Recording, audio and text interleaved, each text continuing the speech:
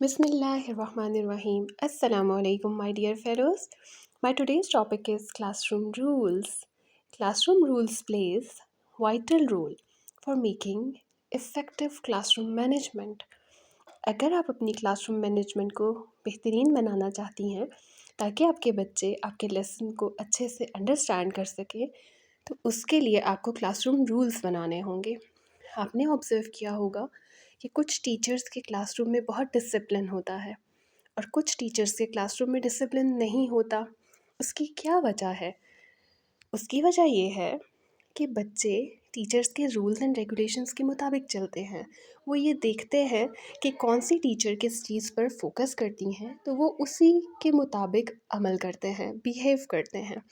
तो सबसे पहले टीचर्स को क्लासरूम रूल सेट करने चाहिए।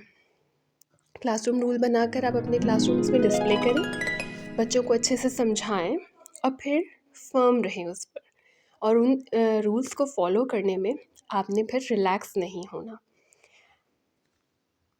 समटाइम्स हम रूल्स बना तो लेते हैं लेकिन हम उस पर फर्म नहीं होते, तो भी बच्चे उस पर अमल नहीं करते। और अगर हम रूल्स बना लें और उस पे फर्म रहें, फिर बच्चों से मिस्टेक हो भी जाए तो आप कुछ नॉन वर्बल एक्शंस भी रखें। जैसे कोई बच्चा हाथ ना खड़ा करे तो आप हैंड रेज़ करके उसको रिमाइंडर दे दें, ठीक है। So here rules for ECE classroom. छोटे बच्चों को रूल्स सिखाने का एक बहुत अच्छा तरीका ये होता है कि हम राइम्स की सूरत में सिखाते हैं। जैसे focusing eyes, listening ears, hands on the table, raise your hand to talk, be kind and gentle, share your toys and material, clean up after activities.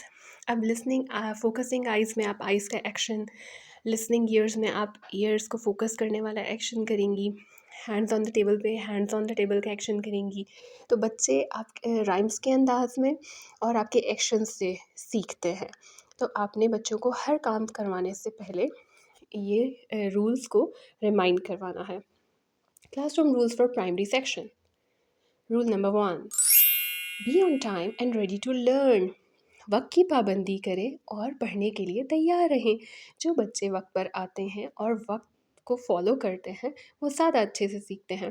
Rays your hand if you have a question. अगर आप कोई सवाल करना चाहते हैं तो उसके लिए आपने हाथ खड़ा करना है।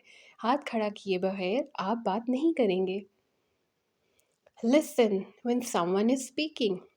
आपका कोई क्लास फेलो बोल रहा है या आपकी टीचर बोल रही हैं, आपने उनकी बात बहुत तवज्जो से सुननी है। Wait for your turn when you know the answer. अगर आपको सवाल का जवाब आता है तो अमूमन ये होता है कि सारे बच्चे मैम मैं करके हैंड रेस कर देते हैं। आपने उनको ये समझाना है कि you just have to raise your hand and don't say anything. तो फिर और अपनी टर्न का वेट भी करना है। Keep your space tidy. अपने इर्द गिर्द के एरिया को साफ़ सुथरा रखें। एक्स्ट्रा वर्क बुक्स को, बुक्स को अपने बैग में रखें। पेंसिल, ट्रैश या कोई भी रैपर आपके इर्द गिर्द के एरिया में नहीं होना चाहिए। अपने इर्द गिर्द के माहौल को, अपने क्लासरूम को साफ़ रखें। Seat properly and stay in your seat. सीधे बैठें और अपनी सीट पे बैठें। बाज़ बच्चे दूसरे की सीट पे भी स्पेस ले लेते हैं और डेस्क पे भी स्पेस दूसरे बच्चे को कम देते हैं, तो इससे उन बच्चों को शेयरिंग भी आएगी और कॉपरेशन भी आएगी। B kind and gentle with each other. जब हम एक दूसरे के साथ बैठते हैं तो समटाइम्स हमें किसी की कोई बात बुरी लग सकती है, तो उस वक्त में हमें काइंड रहना है, जेंटल रहना है और एक दूसरे के साथ कॉपरेट करना है। Pay attention and follow teachers instructions. तवज्जो दें और टीचर्स की इंस्ट्रक्शंस को फॉलो करें।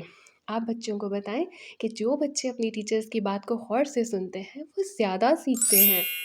So here are the rules for primary section. Here's a list, complete list of these rules which I have mentioned earlier. Thanks for watching.